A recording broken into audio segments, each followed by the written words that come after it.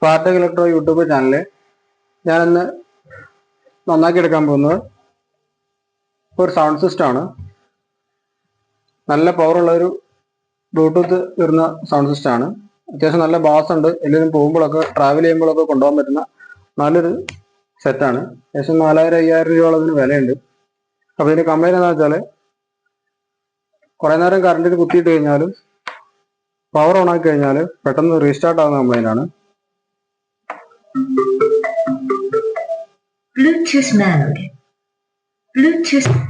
പെട്ടെന്ന് തന്നെ ഓഫായി പോവാണ്. അപ്പം ഇതിന്റെ കംപ്ലൈന്റ് കണ്ടിട്ട് ബാറ്ററിയിലേക്ക് ചാർജ് വരാത്ത ബാറ്ററിയുടെ കംപ്ലൈന്റ് എന്തോ ആണ് ഇത് കാണിക്കുന്നത്. അപ്പം നമുക്കിതൊന്ന് അഴിച്ചു നോക്കാം. കുത്തിയിടുന്ന സമയത്ത് ചാർജിങ്ങിന്റെ ഇൻഡിക്കേറ്റർ തെളിയുന്നുണ്ട്.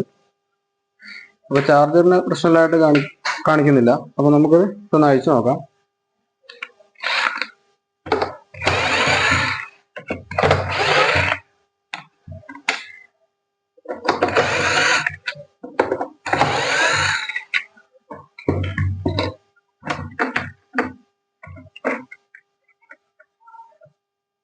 mAh ഒരു ബാറ്ററിയാണ് ഇതിനകത്തുള്ളത്.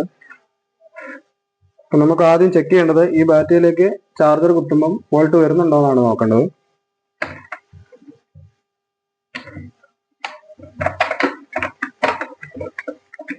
അതിനുവേണ്ടി ആദ്യം നമുക്ക് ചാർജർ കൊടുത്തു നോക്കാം.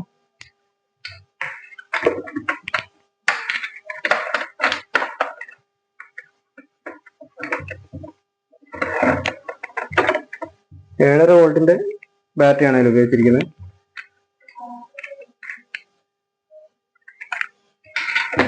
ആദ്യം മൾട്ടിമീറ്റർ എടുത്തിട്ട് ചാർജിങ് കുത്തിയ ശേഷം ഈ ചുവന്ന സോക്കറ്റ് കാണുന്നതാണ് ചാർജിങ് സോക്കറ്റ്. അതിൽ ചാർജ് വരുന്നുണ്ടോ നോക്കാം. ചാർജ് വരുന്നുണ്ട്.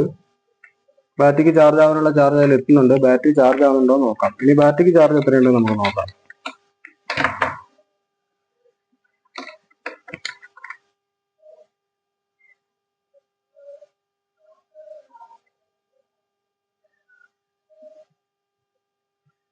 ബാറ്ററിയുടെ ചാർജ് കാണിക്കുന്നില്ല.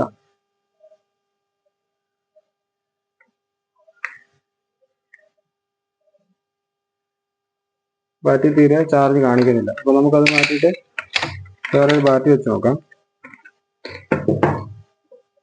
സെയിം വോൾട്ടും സെയിം AH ഉള്ള ഒരു ബാറ്ററി എടുത്തു.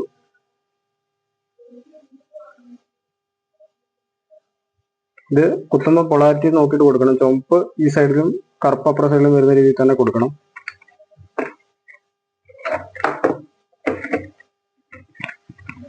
ഇത് നമുക്കൊന്ന് ഓണാക്കി നോക്കാം.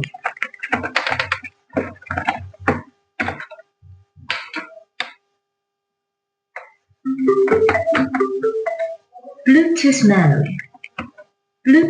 Play by USB drive.